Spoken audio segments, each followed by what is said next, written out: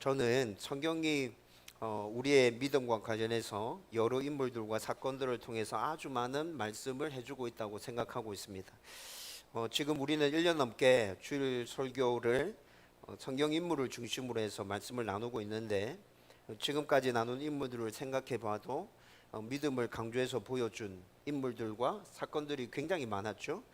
그리고 성경이 이렇게 믿음을 강조하고 있는 이유는 믿음이라는 주제가 성도들에게 아주 중요하기 때문이라고 여러분들에게 몇 번 언급해서 말씀드렸습니다. 성도가 하나님과 예수님과 성령님에 대한 믿음이 흔들리면 그가 하는 모든 신앙적인 활동은 힘을 잃고 아무런 의미가 없는 것이 되어버리죠. 그래서 우리는 앞으로도 믿음과 관련된 수많은 말씀을 반복해서 계속해서 듣게 될 것입니다. 그런데 믿음과 더불어서 믿음만큼 성경에 또 강조해서 반복적으로 말씀해 주고 있는 주제가 있는데, 그것이 바로 순종입니다. 다음 교회를 개척해서 지금까지 제가 설교한 대부분의 설교들이 우리 홈페이지에 다 올라가 있죠. 제가 오늘 이 설교를 준비하면서 순종과 관련한 설교를 몇 번 했는지 홈페이지에 들어가서 대충 살펴봤습니다. 순종이라는 단어가 제목에 딱 붙어 있는 설교가 오늘 이 설교까지 포함해서 5편이 있었습니다. 그리고 순종이라는 제목이 타이틀로 딱 등장하지 않지만 주제 자체가, 설교 주제 자체가 순종이었던 설교가 제가 그동안 계속 설교해 왔기 때문에 설교 제목만 딱 보면 포인트가 어떤 설교했는지 떠오르겠죠. 그런 설교가 한 20편 정도 됐었어요. 그리고 순종이 주제는 아니었지만 설교하는 중에 순종과 연관지어서 말씀을 함께 나눴던 설교가 또 한 20편 정도 되었습니다. 여러분, 이렇게 따져보면 순종과 관련해서 교회가 세워지고 난 다음에 참 많은 말씀들을 여러분이랑 나누었죠. 여러분, 그리고 다음 교회가 세워지면서 8주에 걸쳐서 교회 방향성에 대해서 여러분들과 함께 말씀을 나누었습니다. 저는 그 말씀들은 여러분들이 자주 듣고 자주 확인하면서 저와 함께 방향성 맞추어서 교회를 함께 세워갔으면 좋겠는데, 여러분, 교회는 하나님 주인이십니다. 이게 첫 번째 주제로 해서 교회론 말씀을 함께 나누었습니다. 교회와 관련해서 그렇게 말씀을 나누는 그 설교 중에 세 번째 말씀이 교회는 하나님의 말씀에 따라 움직입니다 였습니다. 기억나십니까? 네, 교회는 하나님의 말씀에 따라 움직입니다. 교회 주인이 하나님이시기 때문에 교회는 하나님의 말씀에 따라 움직이는 게 지극히 당연하죠. 여러분, 제목 가운데 순종이라는 단어가 등장하지 않았지만 여러분, 이 설교의 핵심 포인트는 하나님의 말씀에 순종하는 교회, 그런 교회 세우고 싶다는 것이었습니다. 여러분, 이 방향성은 굉장히 중요한 것입니다. 다음 교회가 존재하는 목적이기도 합니다. 다음 교회는 하나님이 주인이시고 하나님의 말씀에 따라, 목사의 의지에 따라 움직이는 교회 아닙니다. 성도의 의견에 따라 움직이는 교회 아닙니다. 하나님의 말씀에 따라 움직이는 교회, 하나님의 말씀에 순종하는 교회, 다음 교회입니다. 여러분, 이런 것 생각해 보면 지금까지 순종에 대해서 진짜 여러분들에게 많은 말씀을 선포했고, 그리고 성경에서도 순종에 대해서 하나님께서 계속 말씀합니다. 순종하라고. 여러분, 하나님의 백성인 성도의 당연한 의무는 하나님의 말씀에 순종하는 것이죠. 하나님께서 요구만 하시는 게 아니라 순종하면 반드시 내가 너에게 복 주고 복 주겠다고 약속하고 계십니다. 여러분, 그런데 여러분은 성경에서 말씀하고 있는 순종을 어떻게 정의하고 있습니까? 국어사전에 순종을 찾아보면 순순히 따름이라고 해서 아주 간단하게 딱 정의되어져 있습니다. 순종은 순순히 따르는 것이다. 아마 성도들도 성경에서 말씀하는 순종을 하나님의 말씀을 듣고 그대로 따르는 것이라고 생각할 것입니다. 여러분, 이게 순종이 맞습니까? 하나님의 말씀을 듣고 그대로 따르는 것, 순종 맞죠? 이게 순종이죠. 그렇죠? 그런데 오늘 말씀을 준비하면서 정말 온전한 순종은 어떤 것일까에 대해서 좀 깊이 있게 생각해 보았습니다. 여러분, 우리는 때로는 내키지 않지만, 이해되어지지 않지만, 하나님께서 나에게 주신 말씀에 동의되어지지 않지만 의지적으로 순종할 때가 있습니다. 여러분, 성경에서도 그렇게 의지적으로라도 순종하라고 우리에게 말씀하십니다. 네가 동의되어지지 않는다고 해도, 이해되어지지 않는다고 해도 하나님께서 말씀하신 것이면 너는 의지를 다해서 순종해야 돼. 이렇게 말씀하시죠. 그렇게 순종하는 것 하나님께서 기뻐 봐주십니다. 하나님께 순종하는 거 맞습니다.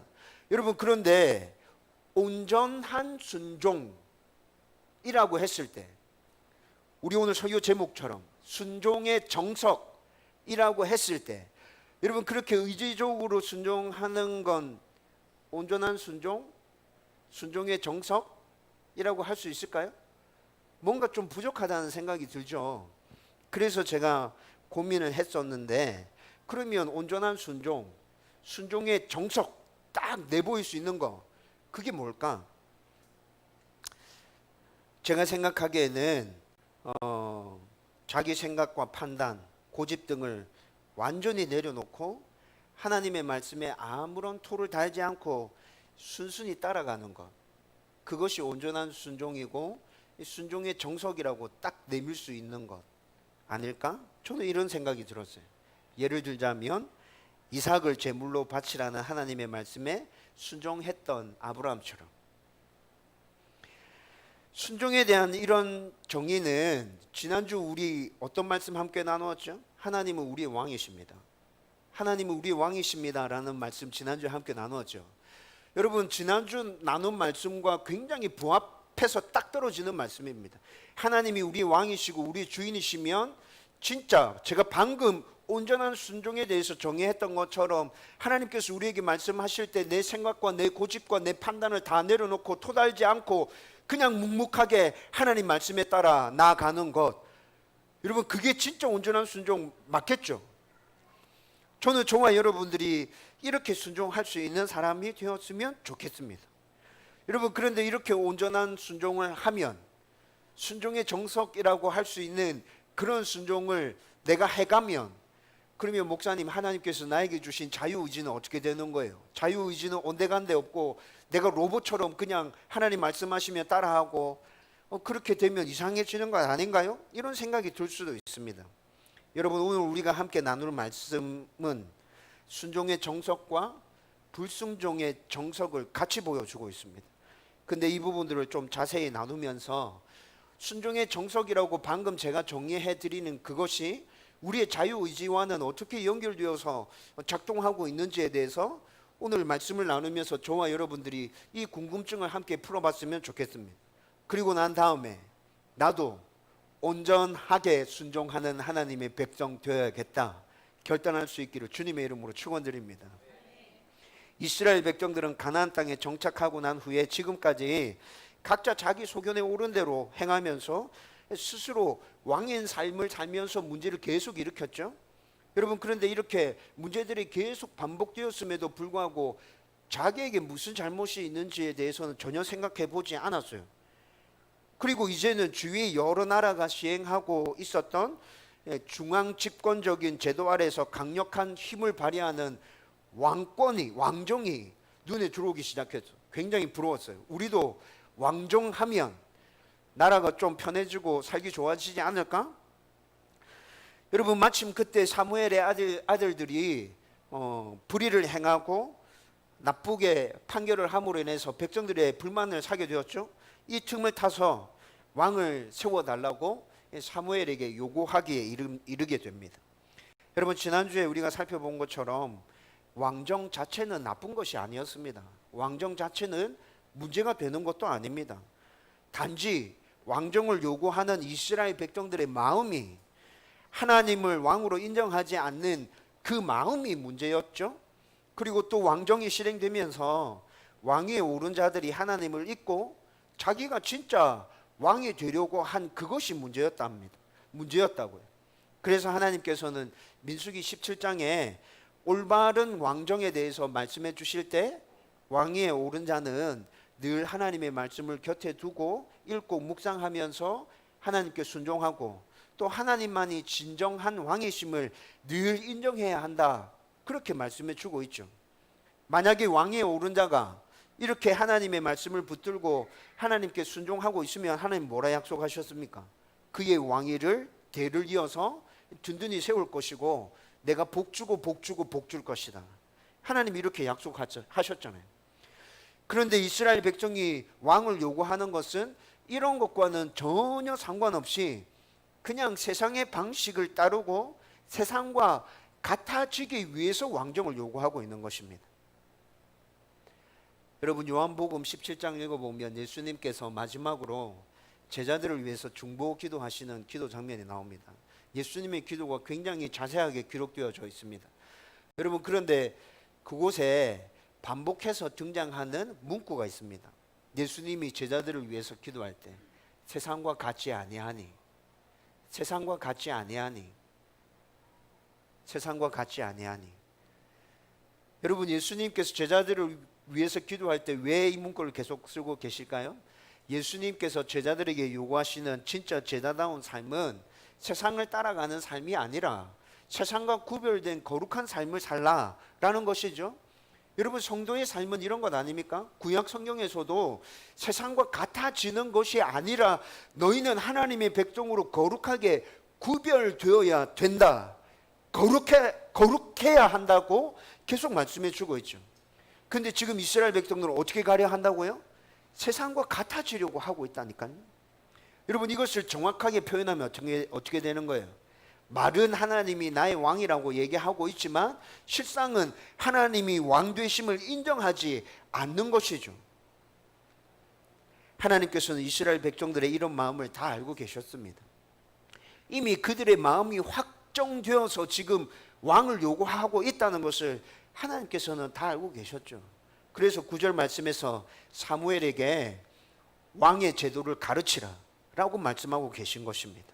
여러분, 그런데 9절 말씀, 우리가 지난주에 끝에 살펴봤던 9절 말씀 잘 들여다보면 그냥 왕의 제도를 가르치라고 말씀하고 있지 않고 엄히 경고하고 그들을 다스릴 왕의 제도를 가르치라 라고 말씀하고 있죠.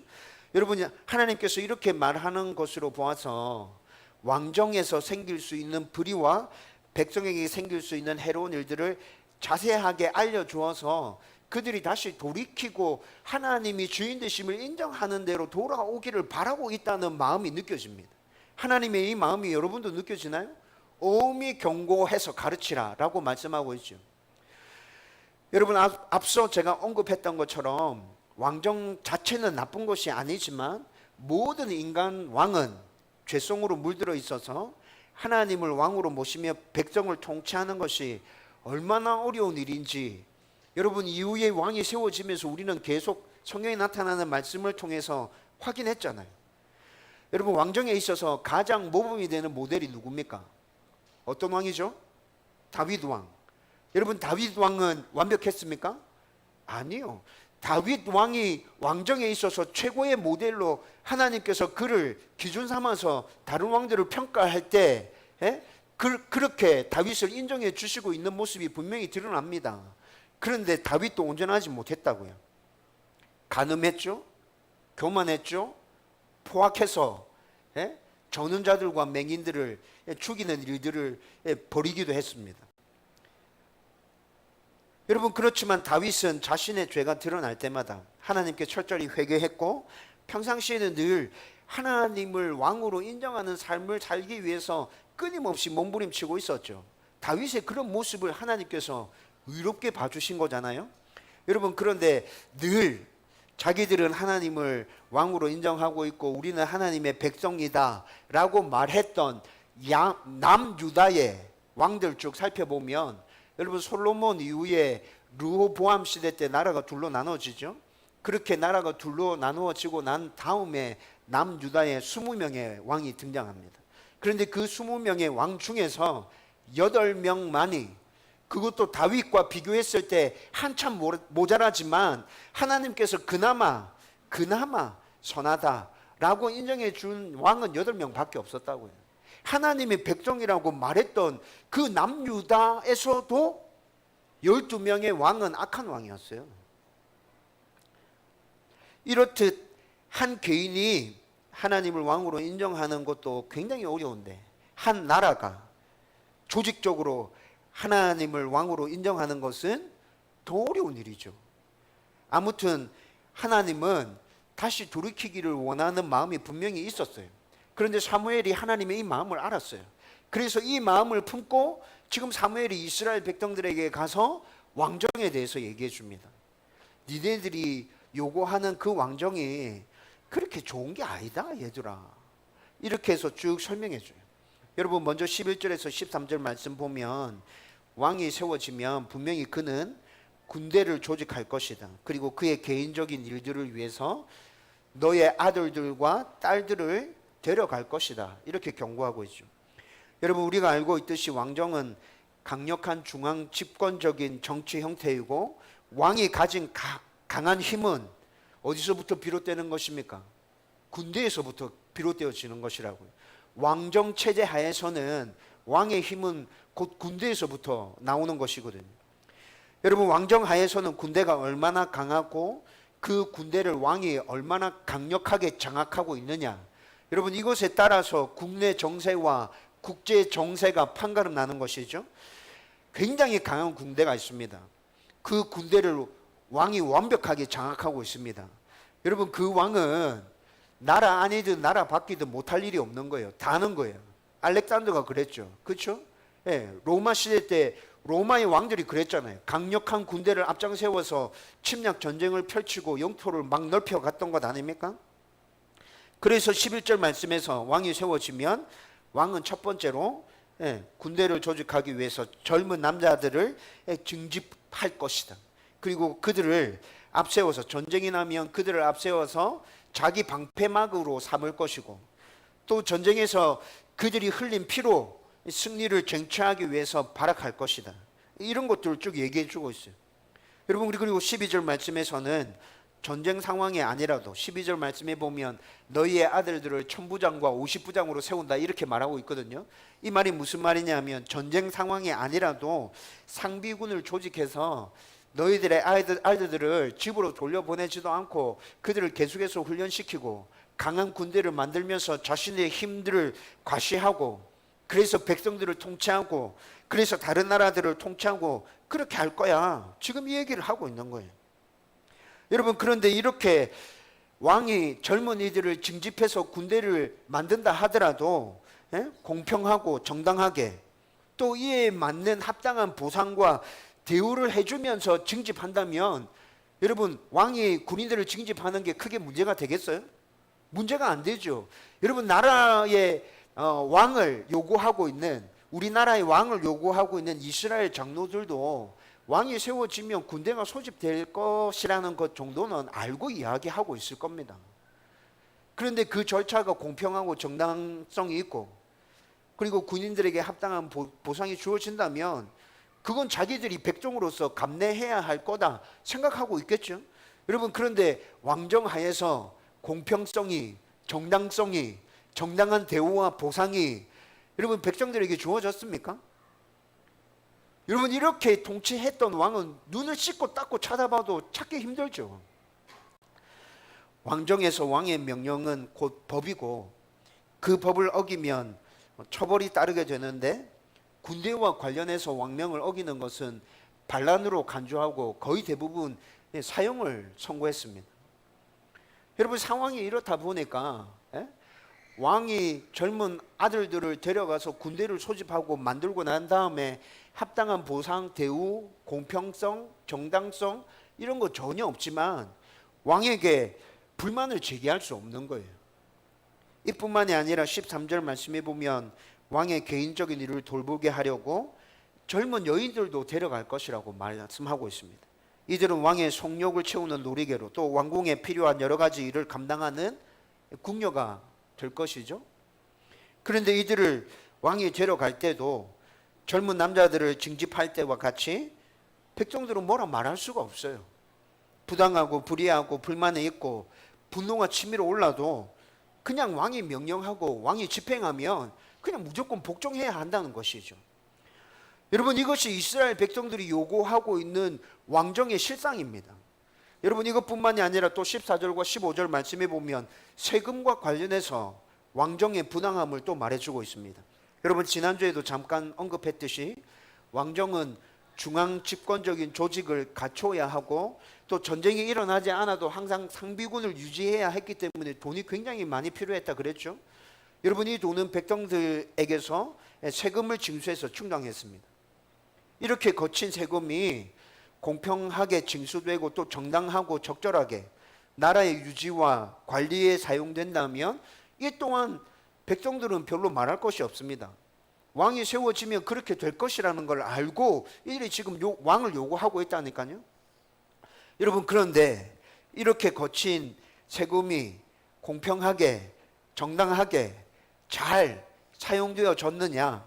그렇지 않죠. 사무엘이 지금 백성들에게 그 이야기를 해주고 있어요.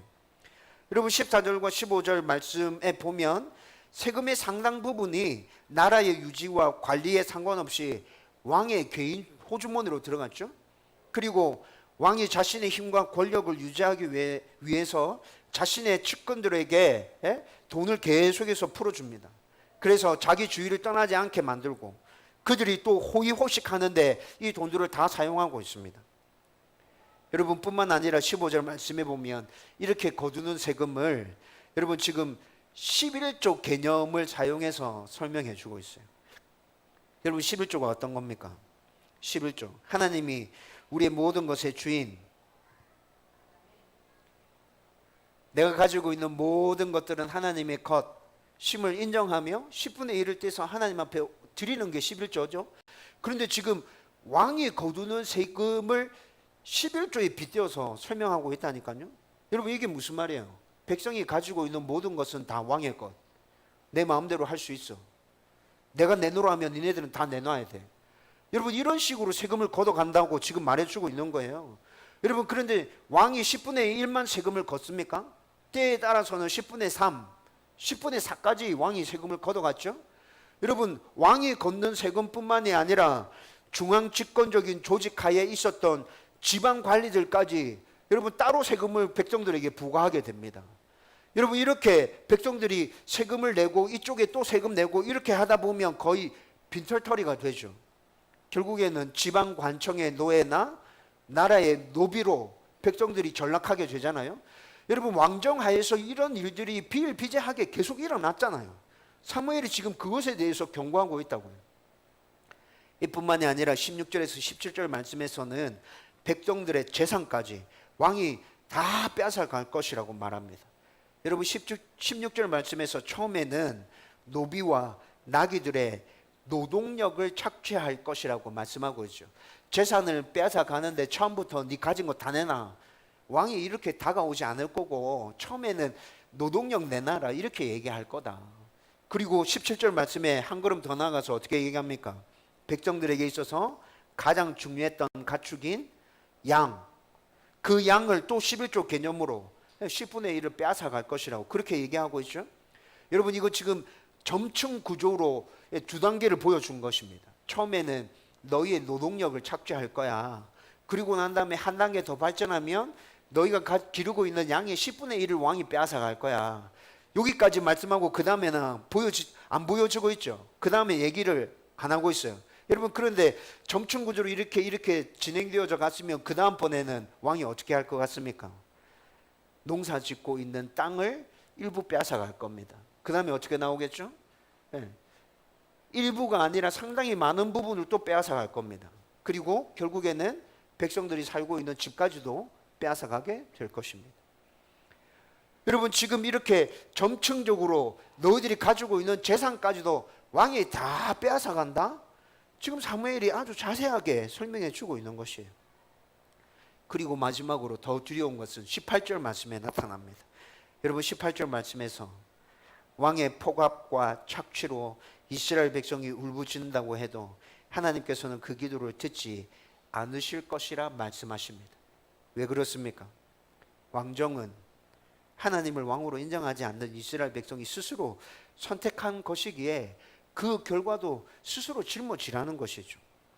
여러분, 지금까지 이스라엘 백성들은 조직적이 아니라 각계 전투로 개개인이 자기 스스로가 왕이 되어서 막 이렇게 살다가 어려운 일을 당하면 하나님께 부르짖고 그리고 하나님의 은혜가 임하고 구원받게 되고 평안을 누리고 이런 삶들이 지금 사사시대 때부터 계속 반복되었죠.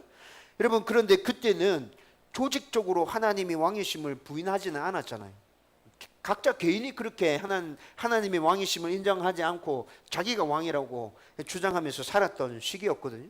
그러나 지금은 개인이 아니라 조직이 하나님이 왕이심을 부인하고 있습니다. 그리고 또 제대로 된 조직을 갖추어서 하나님을 왕자에서 밀어내고 인간 왕을 그 왕자 위에 세우려고 지금 사람들이 이렇게 나오고 있는 거예요. 여러분, 이스라엘 백성들은 이미 이 생각을 굳히고 사무엘에게 와서 왕을 요구하고 있다 말씀드렸죠. 하나님께서도 이스라엘 백성들의 생각을 다 하셨기 때문에 사무엘에게 그렇게 해주라고 말씀하셨지만, 그래도 돌이킬 기회를 주기 위해서 다시 이렇게 자세하게 왕정과 관련해서 생기는 그 부당함들을 이렇게 설명해 주고 있어요. 그러면서 이럼에도 불구하고 너희들이 왕을 세우겠다면 혹시라도 왕이 서고 난 다음에 너희들 가운데 어려움이 있어서 나한테 부르짖는다고 해도 나는 절대로 듣지 않을 거야. 여러분, 이 경고는 앞서 설명해 드렸던 왕의 폭정에 대한 경고보다도 훨씬 더 무서운 경고 아닙니까? 지금까지 이스라엘 백성들은 힘들고 어려운 일이 생길 때마다 하나님께서 부르짖어서 하나님이 돌봐주심으로 여기까지 올 수 있었잖아. 근데 하나님께서는 이제 더 이상 그걸 하지 않으시겠다 말씀하시는 거예요. 여러분, 이렇게 사무엘이 이스라엘 백성들에게 왕정과 관련해서 아주 자세하게 부당한 일들, 해로운 일들, 이런 것들 다 설명해 줬습니다. 그런데 이들은 사무엘의 이 설명을 다 듣고 난 뒤에도 자신들의 생각이, 자기들의 판단이, 자기들의 고집이 꺾이지 않고 있습니다. 19절과 20절 말씀에 보면 이스라엘 백성이 사무엘의 말 듣기를 거절하여 라고 말씀합니다. 그리고 그 다음에 이어지는 말씀에서 우리도 다른 나라들 같이 되어 라고 말하고 있습니다. 여러분, 그러면서 19절과 20절에 이 두 절의 말씀에서 우리라는 인칭 대명사가 7번이나 사용되어지고 있습니다. 이 두 절 말씀에서 우리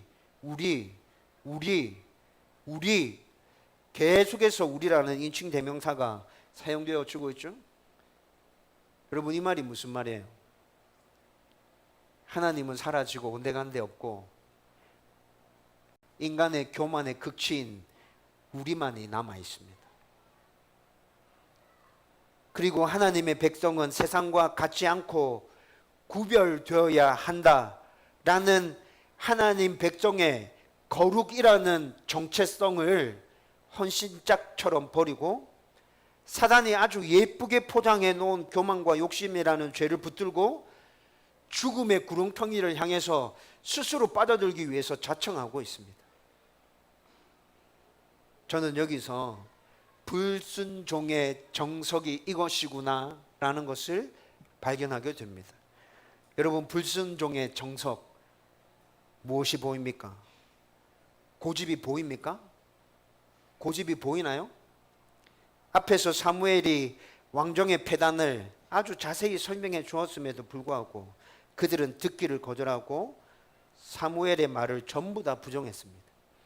여러분, 여기서 듣기를 거절했다 이 말을 히브리어로 살펴보면, 여러분, 출애굽 당시에 모세가 바로에게 가서 계속 경고하죠.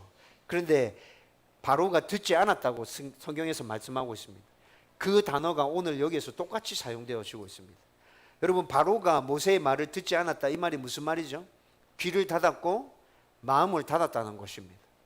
여러분, 오늘 본문에서 이스라엘 백성들이 사무엘이 이렇게 말해 주었음에도 불구하고 귀를 닫고 있고 마음을 닫고 있다는 것이죠. 여러분, 성경은 이런 모습을 뭐라 표현하죠?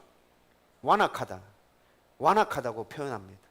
하나님께서 계속 말씀해 주심에도 불구하고 자신의 고집에 아집에 똘똘 뭉쳐서 하나님의 말씀을 듣지 않고 계속 거부해내고 있는 것, 완악하다고 표현하죠.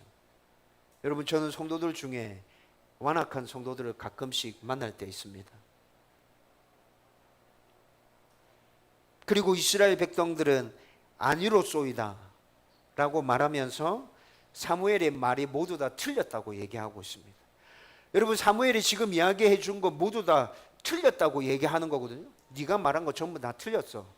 여러분, 사무엘이 말한 것 전부 다 틀렸다고 말하는 것은 뭐와 같은 것입니까? 하나님께서 말한 게 다 틀렸다 말하는 것이고 똑같은 것이거든요. 근데 이렇게 얘기하는 백성이 누구의 백성이라고요? 하나님의 백성인 이스라엘인들이 지금 이렇게 얘기하고 있다고요. 그리고 설사 그 말이 맞다 하더라도 우리의 마음은 바뀌지 않습니다. 처음 우리가 요구한 대로 왕을 세워 주십시오. 여러분, 이스라엘 백성들이 지금 사무엘에게 19절과 20절 말씀에서 이 이야기를 하고 있는 것입니다. 좀 전에 제가 말한 것처럼 여기서 분명하게 드러나는 이스라엘 백성들의 모습은 고집과 아집이죠. 그것으로부터 비롯되어지는 불순종. 사무엘의 이야기를 다 들었음에도 불구하고 하나도 바뀐 것이 없습니다. 반면 사무엘은 하나님이 말씀하시는 대로 모든 일을 처리하고 있죠. 여러분, 지난주 말씀에서 이스라엘 백성들이 왕을 세워달라고 요구했을 때 사무엘이 어떻다고 얘기하고 있습니까? 기분 안 좋았다고 얘기하고 있죠. 이스라엘 백성들이 왕 세워주십시오 이렇게 요구했을 때 사무엘은 분명히 기분 안 좋았다고 성경은 우리에게 말씀해 주고 있어요. 여러분, 기분 안 좋았다는 그 말이 무슨 말이었어요? 자기를 지도자로 인정해 주지 않아서 기분 안 좋았다라는 것이었습니까? 아니었죠. 이스라엘 백성들이 하나님을 왕으로 인정하지 않는 것을 사무엘이 금방 알았어요. 그것 때문에 마음이 상했어요. 그래서 사무엘은 어떻게 했죠? 그것을 들고 하나님께 나아갔습니다. 하나님, 하나님의 백성인 이들이 하나님을 왕으로 인정하지 않습니다. 하나님, 이들을 불쌍히 여겨주십시오. 사무엘이 그렇게 기도하고 있죠. 그런데 하나님께서 뭐라 말씀하십니까? 그들의 요구 들어줘라. 그들은 이미 마음을 정했다. 너를 거역하는 것이 아니라 나를 거역하는 것이다. 이거 끝났어. 이미 끝났어. 그냥 걔들한테 가서 왕의 제도가 이런 것이다 자세하게 얘기해줘. 경고해. 그래서 혹시라도 그들이 돌이키면 정말 기쁘고 좋은 일이지만 돌이키지 않는다면 그냥 그들이 원하는 대로 해줄 거야. 하나님께서 사무엘에게 이렇게 말씀하셨어요. 사무엘은 이 하나님의 말씀을 듣고 지금 오늘 우리 본문 말씀에서 나눈 것처럼 이스라엘 백성들에게 가서 무거운 마음으로 그들에게 왕정에서 비롯되어지는 그 불의함들에 대해서 굉장히 자세히 다 설명해 줬어요. 그럼에도 불구하고 이들은 사무엘의 말 하나도 듣지 않고 끝까지 왕을 세워달라고 요구하고 있습니다. 여러분 같으면 사무엘의 입장에 처했다. 여러분 어떻게 반응했겠어요? 여러분 이런 상황이면 화나고 짜증나죠. 진짜 그렇지 않을까요? 여러분, 저는 진짜 내가 감당하고 내가 보듬고 안아서 가야 될 백정이기는 하지만 여러분 이렇게 나오면 진짜 짜증나죠. 그래, 니네들 하나님한테 혼 좀 나야겠다 이놈 새끼들. 그렇게 얘기해 주는데 못 알아듣고 그거 아니라고 그렇게 얘기했는데 그 고집 꺾지도 못하고 한번 혼나봐라. 여러분 이렇게 반응하지 않겠어요? 여러분, 그런데 사무엘 어떻게 하고 있어요? 백성들의 이 이야기를 또 다 듣고 하나님께 가서 또 하나님께 얘기합니다. 하나님, 백성들이 이렇게 얘기했어요. 하나님께서 또 사무엘에게 얘기하죠. 왕 세워준다고 얘기하고 돌려보내라. 그리고 백성들에게 또 가서 하나님 말씀해 주신 대로 똑같이 그냥 전해주고 있습니다. 하나님이 왕 세워주실 거다. 이제 집에 돌아가라. 여러분, 사무엘의 모습 가운데서 자기 생각, 자기 판단, 자기 고집 발견할 수 있습니까? 여러분, 이것이 순종의 정석입니다. 여러분, 이것이 순종의 정석입니다. 여러분, 분노가 치밀어 오르고 내 생각에는 정말 이렇게 말하고 싶어. 저놈들 이렇게 말해가지고 혼내주고 싶어 라는 생각이 들지만 자기 생각은 접어놓고 하나님께서 말씀해 주신 대로만 가서 말하고 그대로 순종하는 것. 여러분, 이를 더 잘 보여주는 것이 제가 앞서 설교를 시작하면서 잠깐 언급했던 아브라함이죠. 여러분, 아브라함은 이삭을 제물로 바치라는 하나님의 명령에 단 한마디도 토를 달지 않습니다. 하나님의 이 명령은 사람을 제물로 바치지 말라고 말씀하신 당신의 말에 완전히 어긋나는 명령이었습니다. 여러분, 이렇게 충돌되어지고 모순되어지는 명령이 한 사람의 지도자에게서 나오고 있는 것이라면 여러분, 밑에 있는 종들은, 부하들은 이의를 제기해야 맞지 않습니까? 좀 이상합니다. 지난번에 이렇게 얘기했는데 정반대로 이번에 왜 이렇게 얘기합니까? 우리가 어떻게 해야 되는 거죠? 여러분, 이렇게 부당함을 이야기하고 반박해야 되죠. 맞죠? 여러분, 그런데 아브라함은 그렇게 하지 않습니다. 여러분, 반박하는 건 제쳐놓고 여러분, 자기 아들을 제물로 바치래. 여러분, 그러면 이 상황에서 적어도 질문은 할 수 있지 않을까요? 반박하는 게 아니라 그냥 질문. 하나님 왜 이러시죠? 하나님 왜 그러시는지 저한테 좀 말씀해 주실 수 있을까요? 예의를 갖추어서 공손하게 하나님께 이렇게 물어보는 것은 지극히 당연한 것 아닙니까? 근데 아브라함 어떻게 반응하고 있습니까? 아무 대꾸도 하지 않습니다. 예, 알겠습니다. 여러분, 아브라함이 그 다음날 어떻게 합니까? 아침 일찍 짐을 꾸리고 출발합니다.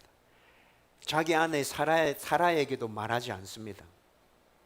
그렇게 이삭과 종들과 함께 모리아산을 향해서 몇 날 며칠 동안 걸어가죠. 모리아산에 도착했습니다. 종들은 산 아래에 남겨두고 이삭만 데리고 산 위로 올라갑니다. 여러분, 아브라함의 이 모든 행동은 하나님이 말씀하신 것에 조금도 지체하지 않고 순종하고, 또 순종하려고 할 때 방해가 되는 것들을 제거하는 것이었습니다. 아브라함의 이 행동에서도 자기 생각, 자기 판단, 자기 고집 이런 것은 전혀 찾아볼 수 없습니다. 여러분, 오늘 말씀에서 확인한 사무엘의 순종, 그리고 방금 설명한 아브라함의 순종, 여러분, 이것이 순종의 정석이라고 말할 수 있죠. 여러분, 우리는 이 순종을 가슴에 담아야 합니다. 그렇다면 하나님을 닮은 우리의 자유의지는 어떻게 되는 것입니까? 여러분, 방금 살펴본 사무엘과 아브라함은 자기 생각, 자기 판단이 없는 그냥 로봇같이 움직이고 있잖아요. 목사님, 이렇게 말하고 싶습니까? 여러분, 그러나 이 생각은 잘못된 것입니다. 사무엘도 아브라함도 생각하고 있고 판단해서 이렇게 움직이고 있는 것입니다. 여러분, 단지 이들이 생각하고 판단한 것은 오랜 삶의 경험을 통해서 하나님이 우리의 왕이시고 주인이시고 하나님이 말씀하시면 무조건 옳고 나에게 좋은 것이고, 그래서 나는 그 하나님을 믿고 신뢰하기로 결정했고, 하나님이 말씀하신 것이면 무조건 따라하기로 나는 결정했어. 여러분, 이것이 아브라함과 사무엘의 결정인 것이죠. 하나님께서 주신 자유의지를 사용해서 이들은 이렇게 결정한 것이라고요. 여러분, 우리도 오랜 삶을 살면서 이들과 똑같은 경험을 한다면 우리도 이렇게 될 것입니다. 우리도 신앙생활을 오래 해가면서 하나님이 나의 정말 좋은 주인이 맞구나, 하나님 나의 왕이시구나, 하나님 반드시 나에게 좋은 것만 허락해 주시구나 라는 것들을 삶 속에서 계속 경험하고 있다면, 그 이후에 이해할 수 없는 하나님의 말씀이 나에게 주어진다 하더라도 우리는 하나님에 대한 신뢰와 믿음을 바탕으로 해서 순종을 결단하게 될 것입니다. 여러분, 그것이 하나님께서 나에게 주신 자유의지를 망가뜨리는 것입니까? 아니요. 하나님께서 나에게 주신 자유의지를 사용해서 나는 하나님께 온전히 순종하겠다고 결정한 것이죠. 여러분, 성도의 삶은 바로 이런 것이라고요. 성도의 순종은 바로 이런 것이라고요. 나도 생각하고 내가 생각하는 거, 내가 고집하고 싶은 거 있지만 내가 경험한 하나님은 정말로 나의 주인이 맞아. 하나님 나의 진짜 좋은 왕이 맞아. 그래서 앞으로 나는 하나님이 말씀하신 것이라면 그냥 무조건 신뢰하고 순종할 거야. 여러분, 저와 여러분들이 이런 결단으로 순종해 간다면 순종의 정석이 우리의 모습 가운데서 나타나는 것이 맞습니다. 저와 여러분들이 이런 하나님의 백성이 되기를 주님의 이름으로 축원드립니다. 이제 말씀을 정리하려고 합니다. 여러분, 성경에서는 우리가 예수님을 우리의 구주로 영접하고 확실하게 믿을 때 예수님의 십자가 죽음은 우리의 죽음이 되어서 예전에 죄로 물든 우리는 십자가에서 죽었다고 말씀하고 있죠. 그리고 예수님이 죄의 모든 권세를 이기고 부활하셨을 때 우리도 예수님과 함께 하나님의 자녀로 부활해서 완전히 새로운 삶을 사는 것이라고 그렇게 말하고 있습니다. 여러분, 이것을 유기성 목사님이 굉장히 짧게 나는 죽고 예수로 사는 삶이라고 표현했습니다. 나는 죽고 예수로 사는 삶. 성도들은 그렇게 사는 거야. 나는 죽고 예수로 사는 삶에서 더는 내 생각, 내 판단, 내 고집은 아무런 의미가 없어. 여러분, 유기성 목사님 계속해서 이렇게 얘기하고 있습니다. 저는 이 말에 100% 동의하고 공감합니다. 저와 여러분들은 예수로 사는 삶을 지금 살아가고 있습니다. 여러분, 우리가 살아가는 이 삶에서 예수로 사는 삶을 살아가고 있다면 여러분, 내 안에 있는 나의 생각들, 나의 판단들, 나의 고집들, 여러분, 그거 하나님 앞에서 내세울 수 있겠습니까? 우리의 자유의지를 가지고 목사님 생각할 수 있잖아요. 판단할 수 있잖아요. 그렇죠. 생각하고 판단할 수 있습니다. 여러분, 성경에 나타난 하나님의 말씀을 근거로 해서 지난주에 말씀드렸잖아요. 생각하고 판단하십시오. 성경에 나타나 있는 그 말씀을 근거로 해서 생각하고 판단하십시오. 여러분, 그런데 조금이라도 하나님께서 나에게 주신 말씀과 충돌되어지는 생각이 있다면 무엇이든지 다 내려놓으십시오. 그리고 하나님의 말씀대로 순종해 가십시오. 여러분, 세상이 그렇게 살면 망한다고 얘기해도 절대 망하는 것이 아니라고 제가 말씀드렸죠. 여러분, 삶으로 직접 경험해 보십시오. 망하는 것이 아니구나. 하나님의 은혜를 덧입는 지름길이구나. 하나님의 복을 누리는 축복된 길이구나.